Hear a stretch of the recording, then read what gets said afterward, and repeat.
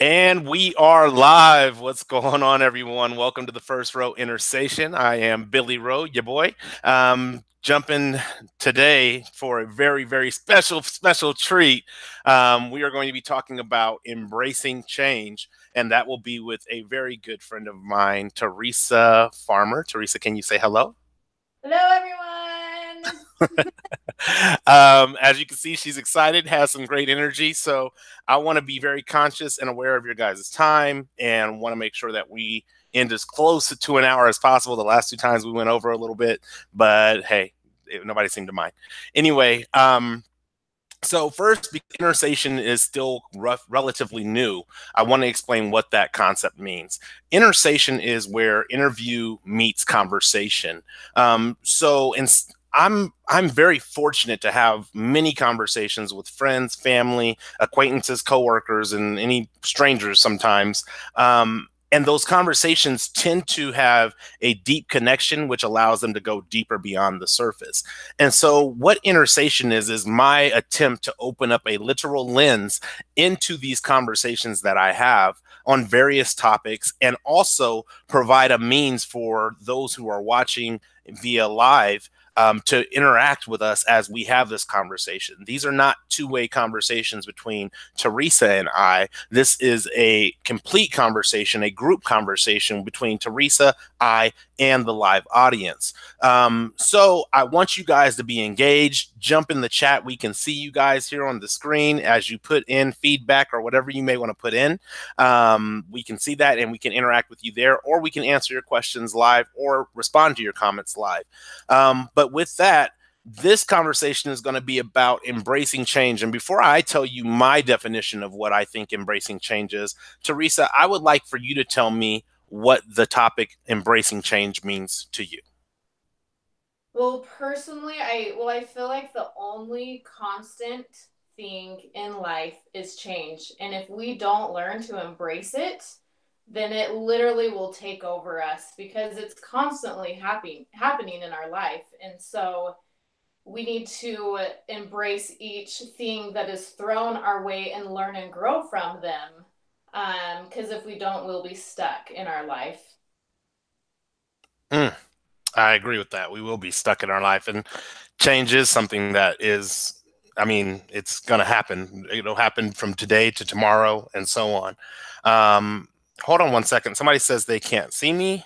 Oh, Uh, yeah. Either. You can't see me either? Mm. There, can you see me now? Nope. No? I'm not sure why you guys can't see me, but I am There okay you with. go. Oh, there I am. All right. I didn't do anything after that, but that's cool. So I'm still relatively new to this YouTube world. So there's still some bugs that have to be worked out, but I'm glad you guys can see me now. It's not really about seeing me, it's about seeing Teresa. So I'm okay if you guys can't see me. But you are right, Teresa, when you say that change is something that's inevitable. It's going to happen. No 2 days are alike.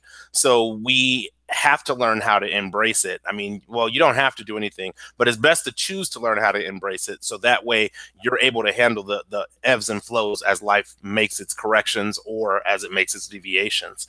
When I started thinking about this topic was actually based on a post that you posted back on Instagram, and it had you in a yoga pose, I believe. I don't know the yoga poses, but it was a yoga pose. It was very elegant. And it was like, I don't know, kind of like this, if you can Yes. but the yoga pose in the post you put like if something along the lines of if only we could learn to embrace change in the same manner in which we embrace the seasons. Like seasons are a part of life, and nobody's like, oh man, I really hope winter doesn't come this year because we all understand it's going to come. Oh, I hope summer doesn't come this year. No, we all understand it's going to come. And so if we could take that same mentality and um, outlook on change in our everyday lives, how much more willingly can we embrace that? The other thing is that not just being change being inevitable, change is not necessarily always going to be this smooth process, and I really hope that today you get to share your story and highlight some of the processes of change that take place, that are things that you have to work for if you want to change, or if you want to succeed as change takes place. So with that, I do want to ask you, the first question that I have for you is, what are some of the struggles you have experienced with embracing change? I just lost you. I'm looking at the ceiling. We're Hey, good. We're good. We're good. We fell. that's all Um, right. Sorry about that. Okay. So some of the struggles that I have faced with embracing change, one of the major ones, which is huge in all of us, but is self-doubt. Um, I've doubted myself a lot in a lot of the changes that I've gone through, and I have lost people near and dear to me in the changes that I have gone through, because they had a hard time accepting who I am today. And I have I've had to push past the point of, this is what I feel is right, this is who I am, and I have to um, do what's right for me, and what is um, be authentic to myself. Because if I'm not, then in the end, I'm hurting myself even more. And so that has been, I think, self doubt and losing like loved ones in my life has probably been one of the hardest struggles I've gone through. Is I've been trying to embrace a lot of the change that I've dealt with in my life. Okay. So when you say self-doubt, what do you think in change causes you to look at yourself inwardly and second guess who you are or what your capabilities are? Because honestly, sometimes I feel like I'm like, can I really do this? And am I really strong enough to do this? And it's funny because then I end up doing the things I set myself to do, and I end up being a lot happier because of it. But during it, I'm doubting myself, doubting myself, doubting myself.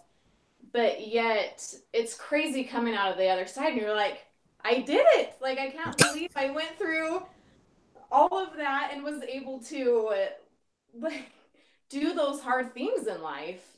So it's definitely it has not been easy, but I feel like every change I've gone through, I don't regret, and it has been 100% worth it. So, Okay. Yeah, and it's funny because on one side of change, you feel like, I'm so comfortable with the way things are right now. Why would I want them to change? But on the other side of change, you're like, how did I ever live in the old scenario? yes. And now I'm in this new scenario, and it's so much more amazing. Like, why would I ever have wanted to stay in that old stuff? Um, I think that second guessing, and really it goes back to that saying where we say we are our own worst critics. We don't, we're not, I will say I am not good at recognizing independently how good I am at doing things. And I remember there was when right before I bought my first home, uh, my mother, I was living with my mother at the time, so there's already a layer of doubt in the beginning. Like, so how are you going to go from living with your mother to purchasing a home? But Right? it somehow I forgot that me living with my mother was a strategic move, and it was a strategic move not to purchase a home, but because it didn't make sense for me to spend as much money as I would spend on the place that I was renting, living there by myself. And so I remember telling her, hey, it was like June or July, and I told her, hey, we're looking to buy a home. This is when I think we'll have that home, and this is when I think we'll be out. And she was like, okay, but I think it's going to take you longer to look for a home than that. And 6 months later, January 8th, we move into our home. And it's crazy because I don't really know the steps I took to get there. I just know I got into overdrive on, I got to hustle and do what I need to do in order to make this happen. And so my mother later came to me and said, anything that you've ever said that you wanted to do and that you were going to do, you've always done it. But I hear that from my mother's voice, but I don't hear that inside in my own environment when I say, oh, I'm going to change something. I'm going to stop using Facebook as my platform for video and go onto YouTube. I'm going to change something. And then now we're, I think, a month in to me Right? using YouTube already. And it's like, huh, that changed. And I actually like YouTube better. So that Good. change took place and it made me a stronger, more content focused person.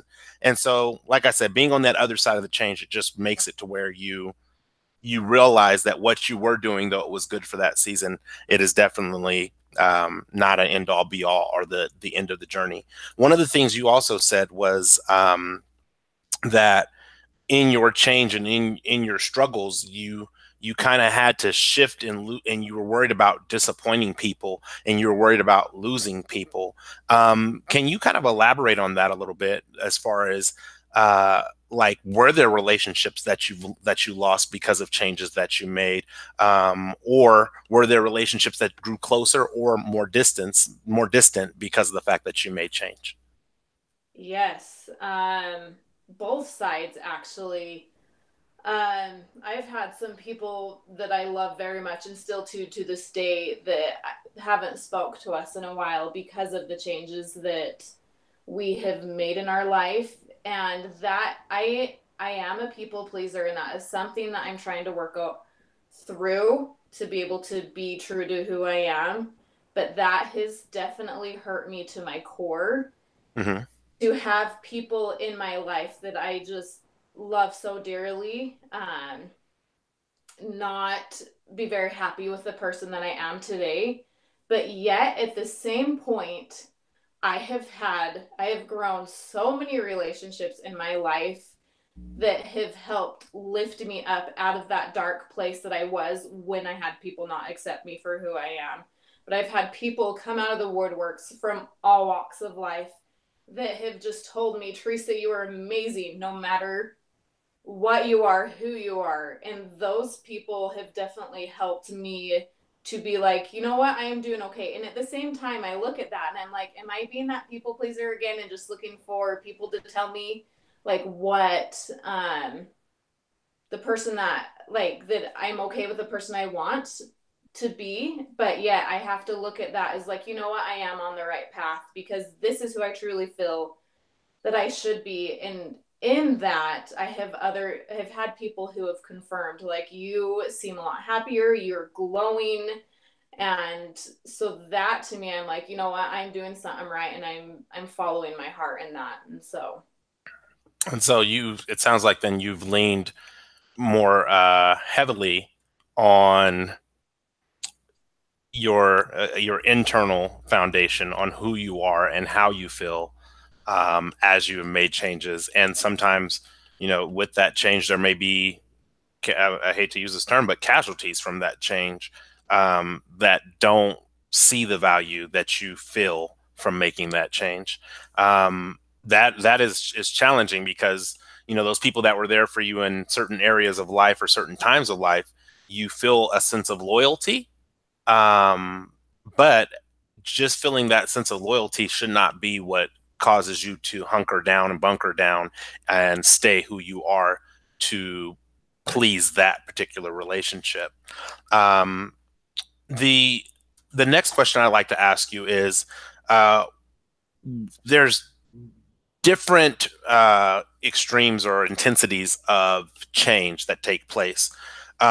So I want to ask you, what have been some of the pivotal changes in your life that have really brought you to where you are today, more confident in the person that you're choosing to be and the really the person that you're choosing to be each day and the changes that you're embracing? whew, so that is like a deep subject, but I'm gonna start with one thing that was a major change for me, and I don't know who is listening on here, but I did lose a daughter about 8 years ago. I was months pregnant, and that was a major pivotal change in my life. Losing someone near and dear to me, and but yet I have looked at going through that trial in my life, and it has made me a more empathetic person. It has made me see the pain that other people have gone through and their and their trials and their journeys, and it has made me want to sit with them in those hard times and those trials and be able to see and feel the pain that they're going through. So that was one of the major pivotal changes. Another change that I have gone through in my life, I have gone through a faith crisis, and that has been something where I have had to start at ground zero and really build up who I am as a person. It hasn't been easy, but yet it has been extremely rewarding. And I have actually, going through that, I have been able to really discover the person that I am, the person that I want to be. And it has actually, I know I like seem like I'm a mess all the time sometimes, but it has made me like so much more confident in who I am, and it has made me believe in myself. And gosh, another pivotal change. Sorry, like I have so many. No, that's good. Share them all. That's fine. Our family made a major move out to Colorado. And we left in May of this year. And that was something we left for personal reasons, and going to Colorado, and actually really that was a time where I really had to sit with a lot of um, some dark things, some things that I have not been able to sit with before in my life. And going through that, I actually realized, I said, you know what? I have not been the most positive person when I was back in Utah. I've taken so many things for granted. And that has made me look deep down inside, and it has really showed and helped me to see the person I want to be, the things I want in life. And yeah, we didn't make it work in Colorado, but we came back, and we've only been back for, gosh, like 2 months. Yeah, 2 months today. And we have grown leaps and bounds and that we want. And for that, I'm like so grateful for. And that was a major pivotal change that was hard, but yeah, I don't regret a minute of it. Mm. And it's funny because really what I hear you saying between the changes that you've shared, there are changes that are joyous changes, and there are changes that are looking at the silly changes. There are changes that are kind of one with tears. Like I I lost a child back when I was 18, and so I kind of know some of that pain that you went through, but I didn't lose the child 8 months into the pregnancy. And Wow. so for me, it was about not being mentally equipped to deal with that, trying to figure out what I was going to do in this fatherhood stint, and overall losing that and having to try to figure out how to grieve and how to still be me and how to still find happiness. Like 18 is a very young age to lose all happiness and all hopes of happiness. It is. So to get to that point where you're like 8 years later, I mean, I because we're friends on Facebook, I'm fortunate to be able to see some of the posts that you put up when, you and the family are out visiting the gravesite or whatever it may be. And it's like that is all a part of your unique healing process. So where some people are like, hey, you need to let that go. It's like, no, this is a person who's a part of our family. And though our lives are changing, we still want to bring this particular person with us through those changes. Um, One of the things that I like, and as I said, this is just like a conversation for you and I, but one of the things I like is your willingness to share that there are these dark places that we end up in and that we sometimes change forces us to look at, and we want to close our eyes and just kind of get through it. But when we actually open our eyes and address those issues, you're now back in Utah, and it's like, man, we lived here for forever, but now we're back in Utah and we're thriving. Like as a family, we're thriving. And to if it takes to leave 2 months to an unsuccessful venture, which I don't see it as unsuccessful if you come back better for it, but to leave and to come back. And I remember the day you guys were, you posted that you were coming back, you were like in tears and like, Bawling. I'm so embarrassed and all these different things. But it's Yeah. like 2 months later, all those tears and all that worry of embarrassment, look how healthy you are. I mean, if I can brag on you a little bit, you're doing yoga, you got your shop back up, you're always booked again. Good. It's Oh, good. by the way, Teresa, I call her Teresa because I deemed her Latina. That Teresa from the Ta, because we don't want to say Utah, we just say the Ta. But Yeah. she is a successful what do they call that? A cosmetologist or a Yes. stylist? Yes. Both. Okay, see, I know a little bit of the lingo. I just didn't know which one. Yes. Oh, it's good. um, but she is a successful business owner and an entrepreneur. So it's like you would think you have a successful business, so you have to be living the best life, and you have no concerns and no insecurities. But even people who are successful have these areas in their life that they're challenged with.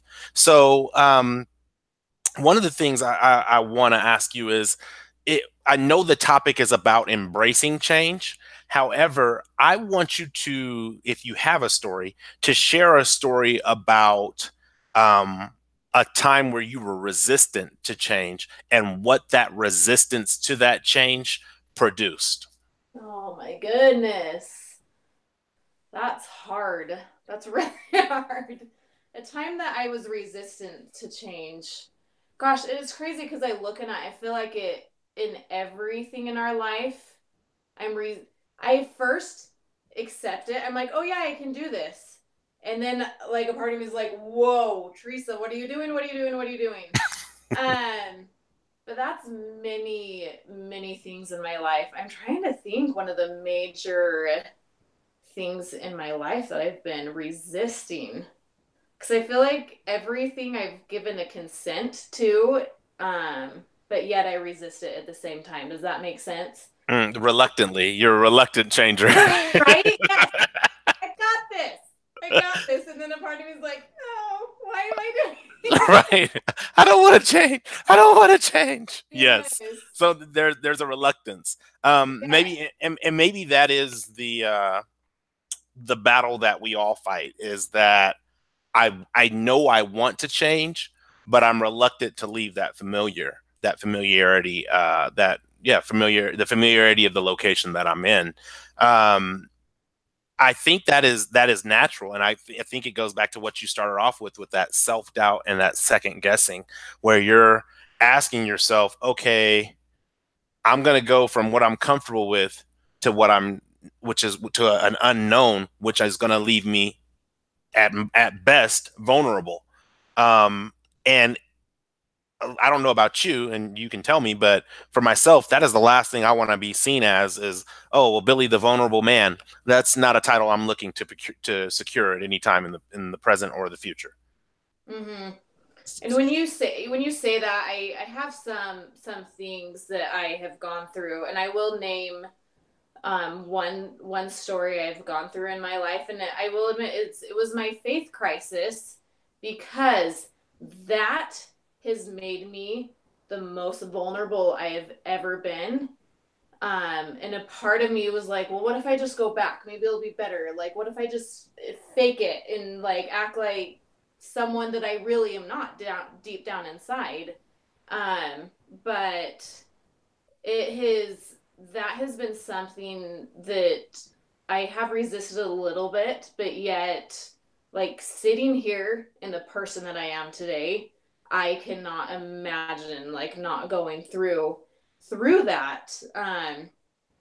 But that has made me extremely vulnerable, and I did open up a lot more on Facebook about depression I was going through.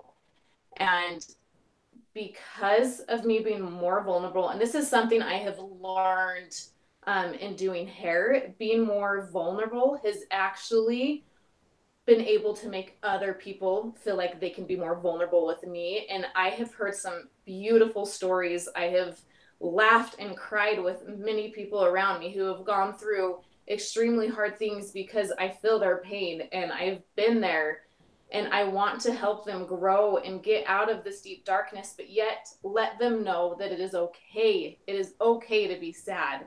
It is okay to sit and be depressed because it's in those moments. Like, it's, I don't know if you've seen the movie, is it Inside Out? Is it Inside Out? Yes. Inside So Out with all the emotions. Yes. yes, that's like my favorite movie because every emotion matters.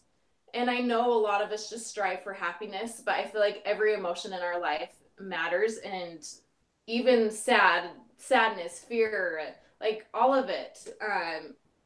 It is what creates our story. It's what creates who we are. And so I feel like that is we resist. I think most of us resist every change that we go through, but yet give us a few months, look back, and we'll never regret it. Right. One of the things that you said it was echoed by Terrelyn in the chat. It says sharing your darkness helps others in the darkness see there is a light on the other side of their darkness. And then it says thank you for your authenticity and vulnerability. I love Um, that is one of the things I live by. So I agree with what she's saying. It's you're sharing something that most people hide, and the fact that you're courageous enough to share it, it allows those people in that situation who want to hide their situation, even if they don't share their situation, normally they will open up because they're like, oh, wait, this, I forget, I was watching something where one of the guys was, oh, it was undercover boss. And the undercover boss, successful CEO of a company, was an ex drug addict, clean or alcoholic, I can't remember. And the guy he was working with was like, yeah, man, I used to be an ex drug addict. And they connected on that. And then when he came back and was like, oh, shoot, you're the boss, he's like, I'm embarrassed that I shared that with you. And he's like, man, we're brothers in the same struggle. Like, I may be business wise in people's opinion more successfully than you, but our addiction is our addiction, and that'll be a fight that you and I will be fighting for the remainder of our lives. So it is taking that embarrassment, or that really, it's not even embarrassment, it's a shame. It's a shame that we feel for feeling these ways. We feel shameful for feeling depressed. We feel shameful for not being happy, for being sad, for being down, for being agitated. We feel shameful of those things, and so we try to hide them. And then what we do is, by hiding them, people run into these landmines of emotions that we have buried down in the ground, and then they step on shame. They accidentally step on that, it blows up, and now you're lashing out at them like, oh, you don't judge me and don't tell me this and don't tell me that. And they're like, I just asked if you knew where the forks were at. I didn't it. know. I didn't know there was an eating disorder connected to the forks. I just was asking about the forks. Yeah. So I think it is very important. I want to share a couple of the other live chat things that took place. So Terrelyn also said, geez, resistance is where I am and where I don't want to be right now. I don't understand why I'm going in the opposite direction of what I want while I'm working towards what I want. That yin and yang Yeah. feeling. Um, then, oh, Jen responded to Terrelyn, and then that's it. So, um, I want to move into the next question, and we're about 30 minutes in already, but I want to move on to the next question, so it gives us some time for other questions and answers as well from the live viewers. Um, so sometimes in change, and I think maybe you might have felt this in your faith crisis, but sometimes in change, uh, whether we change or we choose not to change, I feel like sometimes we lose our identity in that change, and we have to kind of dig our way back out in order to find who we are, to then go into the change that we may have changed or not changed. Do you have any situations in life where that has happened to you, where you have changed and felt like you completely lost yourself, or you have chosen not to change and felt like you completely lost yourself? Yes, like a lot of times, and definitely with my faith crisis I went through, I felt like I had to start at ground zero, and it's like, okay, what does Teresa believe in? What does she want in life? And it's scary. It's scary growing up and basically having everything handed to you, um, what you should do. And I'm such a follower in that way, and I never question anything. And so, going through that, that was, I did have to start at ground zero, and I did go through a lot of darkness, and a lot of it was because of the way that people handled my change. I respect them, and I understand that I did hurt them during that, but it was something that I feel like I just could not. It just didn't feel like me anymore, and it did take a lot to get out of that. And I don't know if you want me to talk about like what I did to get myself out of that. And Absolutely. Share it all. okay, perfect. So obviously you see my namaste lady behind me. Uh, yes, but it took me starting a yoga course last July. It's called Skola Yoga. I'm actually going through teacher training right now to become a yoga instructor.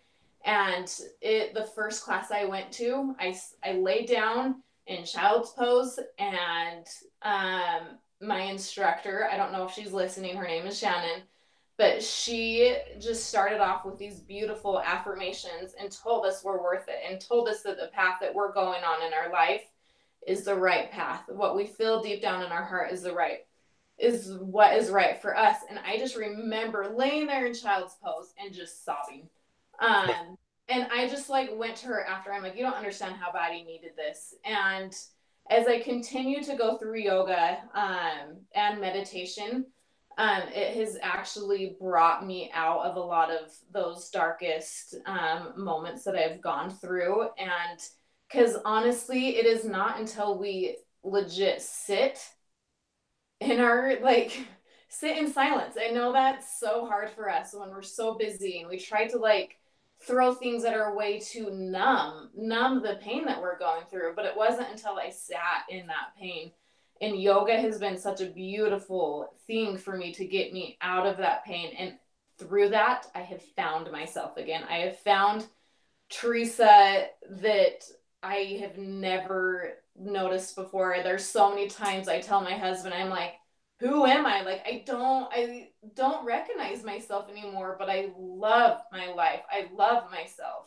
And that is not something I could have said 5 years ago. And Mm, so you do have to lose yourself to be able to gain like the person you want to be, I personally feel like. mm. It's funny because I think I was talking about this earlier today with a friend on the phone, where we were talking about, how you'll be in a relationship with somebody and then you do something wrong in that relationship, the relationship comes to an end, and then you look back and you're like, oh man, I wish I was with that person because they were actually good for me. It's almost like being in a relationship with yourself where you have to lose the person who you've kind of taken for granted. Like, you've said it yourself that there's things that you put your mind to do, and you set your mind to do them and you do them. And so you may take that for granted within yourself. And when you lose that, you're like, I'm grasping. I need to find that relationship again. And then you go back to that person, which is yourself, and you are that much more appreciative of the person that you have, of who you are. That is, I've only done yoga like twice, but I will say I was ready to fall asleep. I was ready to fall asleep. I didn't cry, but I was ready to fall asleep.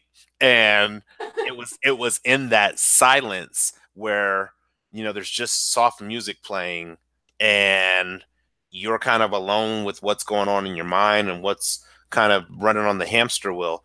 And when you let some of that go, you literally feel your physical body just relax and expand.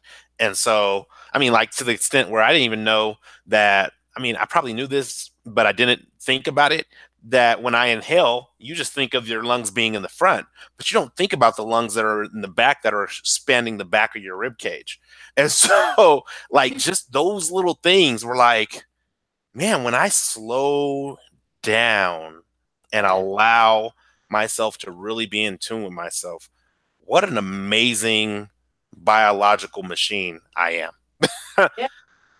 And so, thank you for sharing that, because I think sometimes we forget that our change is almost like we're almost like on a sea in a sea or something like that.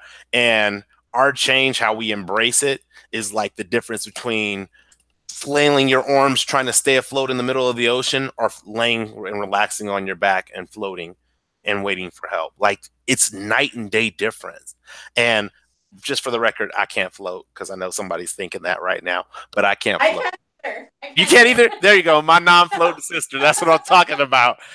um, but it's like it's like okay. So for you and I, it's like treading water without a life jacket versus having a life jacket because I could float in a life jacket. um, so that Life jacket and I'll be able to float.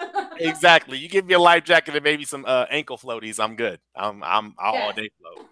So I thank you. I thank you for sharing that. So I do want to ask you one more question. We're at about 35 minutes. At about Okay. the 45-minute mark, I'd like to give people an opportunity to ask questions. And I think Bruce said I cried, but I didn't cry, Bruce. Quit trying to say I've cried. I didn't cry. Oh, and Jennifer can't float either. So we got a Hey. bunch of us that can't float. For those who can.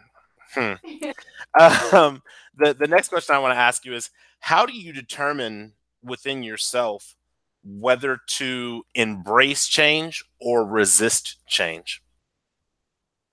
That's a good question. I feel like if you can really, like I said, sit with what you're going through in your life, and if it feels like to you and in your heart or whatever that is not what is right to you, that's kind of where I end up resisting a lot of change. Because I have this feeling that, like, you know what, this does not feel right to me. And when things don't feel right to me, that's when I start like resisting it. And embracing it is the opposite. You feel good inside. Um it just, you feel like the stars are aligned, whatever, but you feel like everything that it's meant to be. And there's many, many things in my life that I've gone through that I have felt so beyond good about. I mean, heck, moving to Colorado, I felt good about, and yet we're back here in Utah 3 months later. But yet, like, so it's just going with your gut feeling and going with what, even if it doesn't work out, that's okay. That is a journey and something that you had to go through to learn and grow to be the person that you are. And so that is, um, yeah, that's definitely, there's times where you just don't feel right about it, and that's kind of where I start resisting change. Mm. So. So going back to that post when you were coming back from Colorado and feeling that embarrassment of coming back, and I looked at it, I was like, yes, my friends are coming back to Utah. You were like, I'm so embarrassed. I was like, Run, let's ice cream. right. So um how do you take I'm trying to think of how to phrase this question, but how do you take that experience where some people would say, because of the embarrassment, because of the shame, because of me kind of reneging on what I said I was going to do, I'm just going to stay here in Colorado. How were you able to overcome that? Man, that is hard because I can't tell you how many times me and Quinn have gone back and forth. Like, we came out here, we have to say, we have to stay. Like, this is what we said we were gonna do. And it just came down to just like really digging deep, like going through the pros and cons. Like, why are we here? And like, what did we come here for? And we literally did come there for healing from some things we've gone through in our life. And yeah, it did take us a month of talking, like, should we go back? Should we stay? Should we go back? To finally like pulling the gun and being like, we're going back. Because even though Colorado was so good for us, we were pretty, I shouldn't say miserable, but it was extremely hard. All of us, even my children.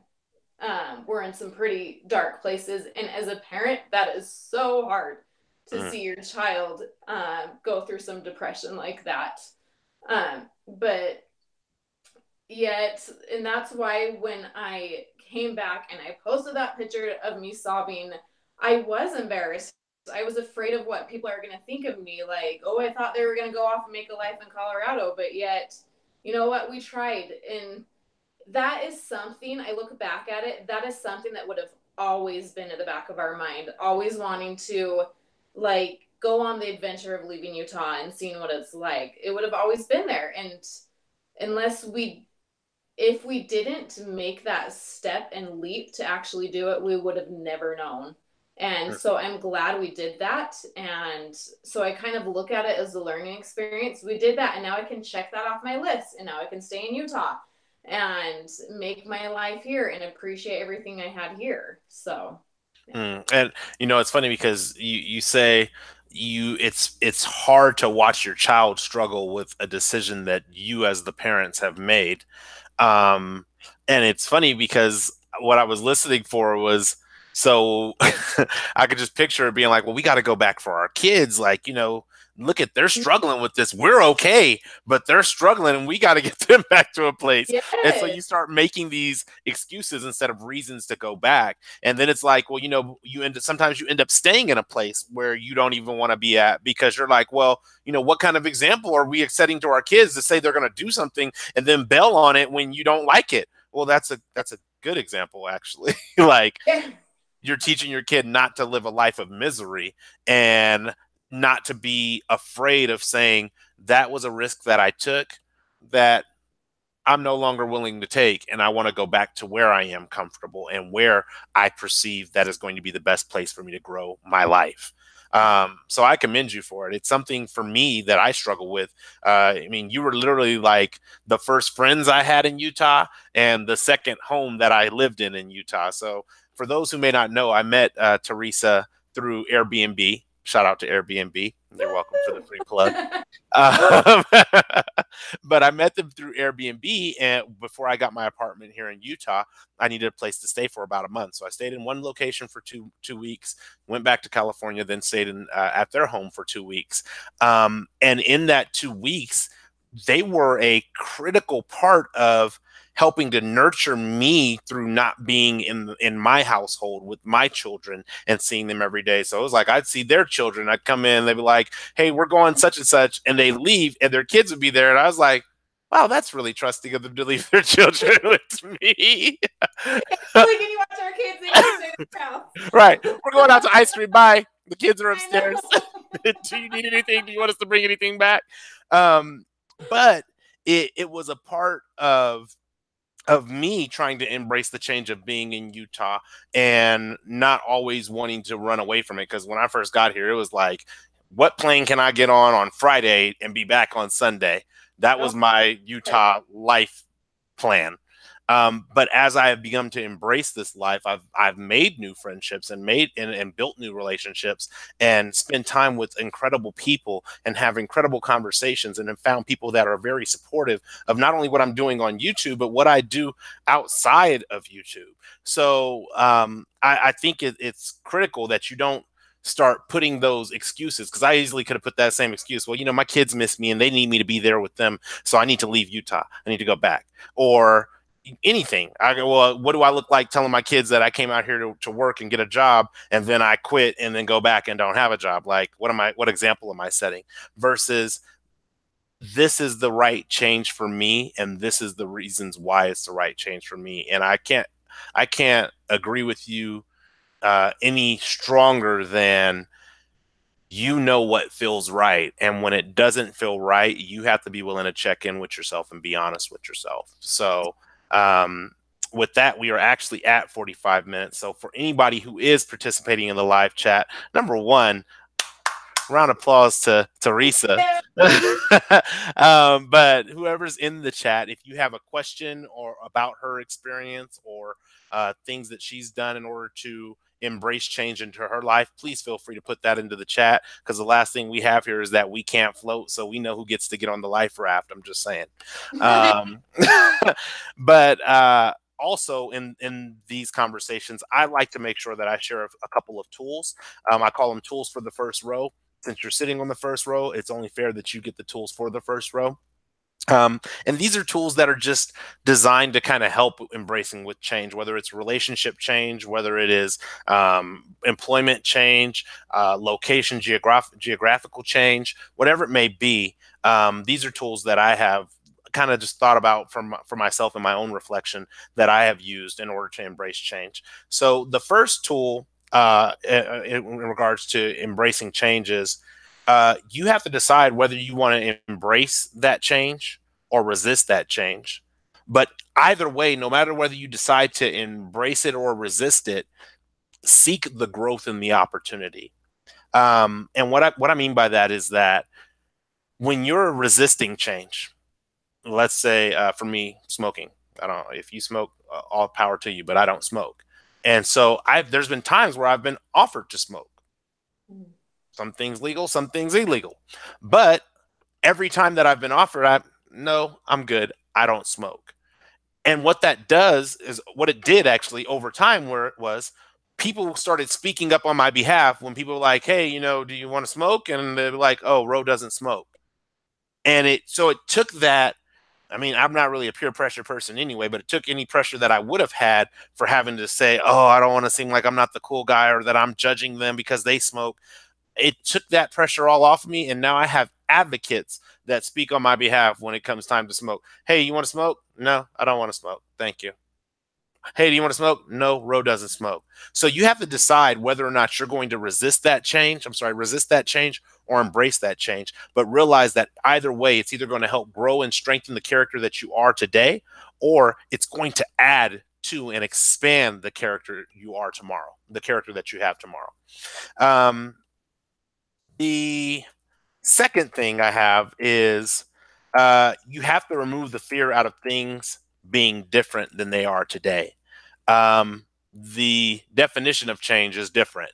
So when things change, there is going to be a difference. Some of those differences may be good, some of those differences may be bad, but there's going to be a difference. So you have to get over that fear of, well, if I jump, I might fall. Well, no, if you jump, you're going to fall. But if you have a parachute, the odds of it opening and saving your life so that you can land safely on the ground are pretty high. So you're good, but you have to jump. You can't not jump and then open a parachute and expect the parachute to work. So Mm-hmm. that's the second thing is removing that fear out of things being different. Look, technology, if one thing changes faster than anything right now, it is definitely technology. I was just talking to a friend and she was saying, on my old iPod or something, no, on her old laptop, she's not able to access her online class information because her laptop is outdated. Mm-hmm. Well, you got to, unfortunately, we have to change to new technology. So if you don't make those changes, you might find out that some things are outdated. Like going back to what we were talking about earlier, Teresa, about the fear aspect of relationships being lost or becoming more distant. I look at relationships nowadays kind of like fruit. Yeah. So you buy an apple in the store, that apple has a shelf life before it is no longer edible. Um, then somewhere beyond that shelf life, if you drink Angry Orchard beer, it becomes fermented and then it becomes drinkable. But the reality is that I feel like some of us hold on and do not change because we're holding on to relationships that have ran their course or that have served their season, and now we're holding on to spoiled relationships that are not nutritious for us, that are not healthy for us, and not providing us any kind of substantial nutrients to grow as individuals and as people. Mm-hmm. So that is one of those areas where you have to remove that fear and be honest with yourself on, hey, you know what, this fruit is no longer good for me, this relationship is no longer good for me, I need to move on. The third thing is anticipate change. It happens every day that something is going to change. Something's going to be off. Something, I mean, we can look at just driving to work in traffic patterns. Fortunately, I have a 4 minute commute, and the only thing that can be off is that the train is going across the tracks while I'm going to work. You. That's the only thing that changes in my commute. But for somebody who drives 30 to 45 minutes to work, there's a lot of opportunity for there to be changes. So anticipation, what that does is it allows you to plan for your change. It allows you to say, okay, well, just in case there's some traffic, I know this is typically a 30-minute drive, but I'm going to give myself 45 minutes, a 15-minute window to kind of make sure that I don't get stuck or end up late to the location I'm trying to get to. So that anticipation, like I said, it allows us to plan for our change, and it allows us to correct sometimes if we're on the wrong path. It allows us to correct and adjust the change so that the change is we actually get the end result from the change that we're seeking. The fourth thing, and it's the final thing, is don't expect others to change just because you've made the decision to change. Yes. Uh, it's it's okay to have standards. I never want to tell people don't have standards or let people come in your life recklessly. It's okay to have standards, but standards and expectations are two different things. I can have a standard that I go to bed at 9 o'clock every night on the dot. That can be my standard. Doesn't happen. However, I can't expect that everybody else is going to bed at 9 o'clock on the dot every night. That's an unrealistic expectation, and people may not want to sign up for that.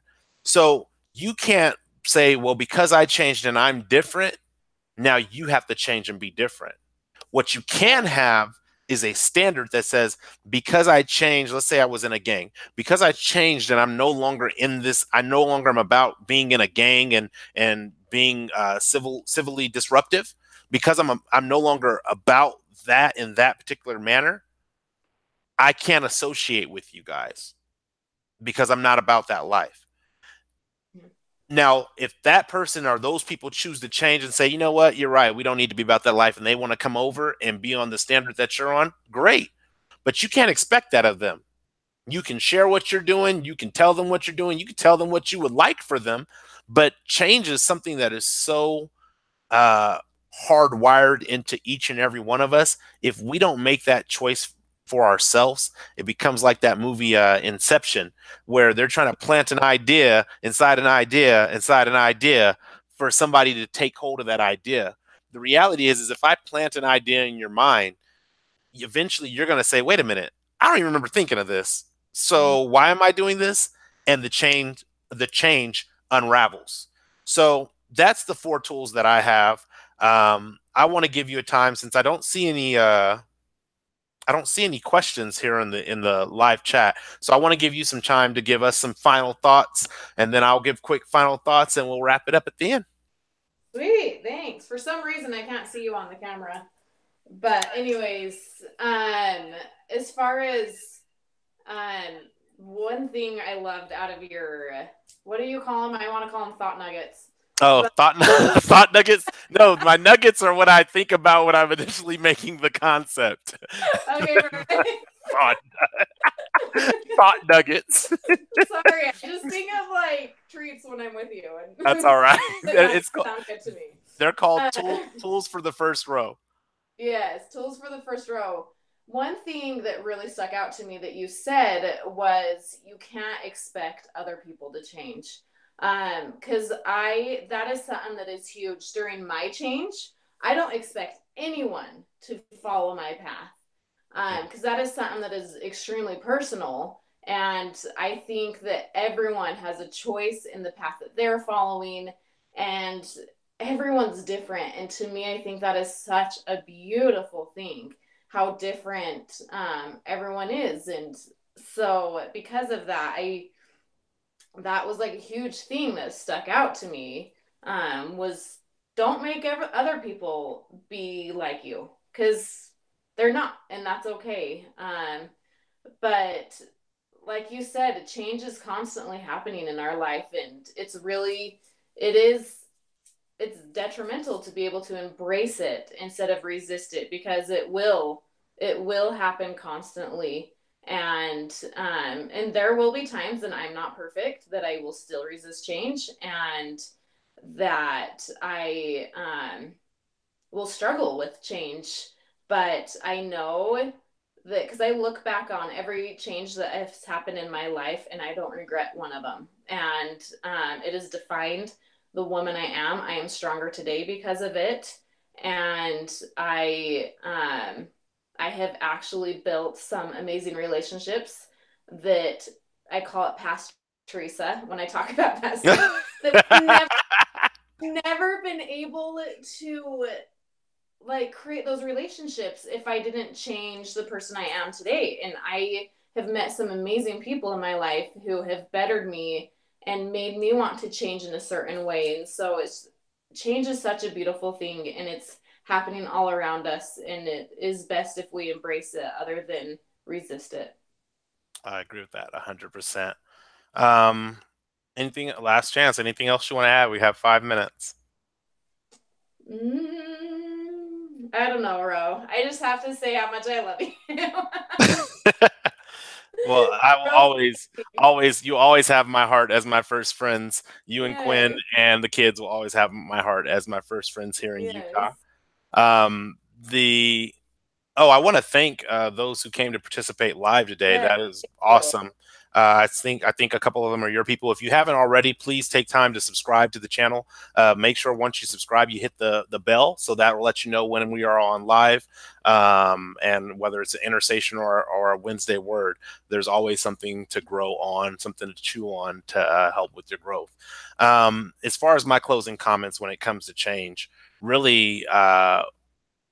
Change is one of these things that we have an abundance of an opportunity to practice because it hits us day in, day out, day in, day out. So because there's so much change that is not thrusted upon us but placed in front of us to choose from, we have the ability to become really good at making excellent choices in change. Doesn't mean that every choice is going to work out, but it does mean that we'll at least understand why we're making the choices we're making in change.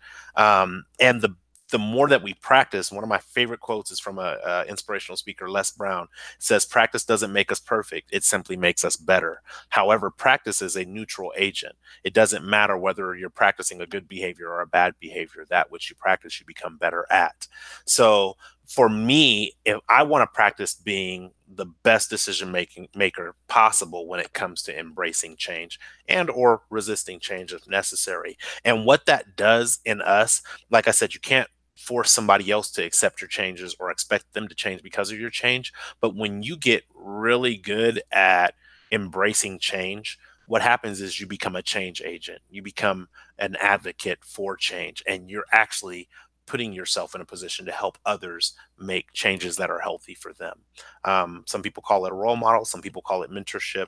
I just call it being a change agent, being something that is so passionate, so energized, so present that people can't help but to be around you and want to change the things that are not necessarily aligned properly in their life. So with that, other than that, I just want to tell you guys thank you for tuning in today. It's always a pleasure. Teresa, thank you for all your knowledge and your wisdom. Namaste. I can't do it. I don't know how you do it, but namaste. Um, but I'm happy you had an opportunity to share some of your story and shed some of the light, as Carolyn said, some of the light at the end of the road or on the other side of the darkness. That is amazing, and I love you and appreciate you for that. Last but not least, please, if you guys are available tomorrow at 6:30 p.m. Pacific Standard Time, I will be doing the Wednesday Word. That's Wednesday Word. If you know how I do that, you would understand what that means. But I'll be doing the Wednesday Word, and that will be on getting back up and winning the fight. So I hope you guys have a wonderful evening. Thank you for tuning in with us live.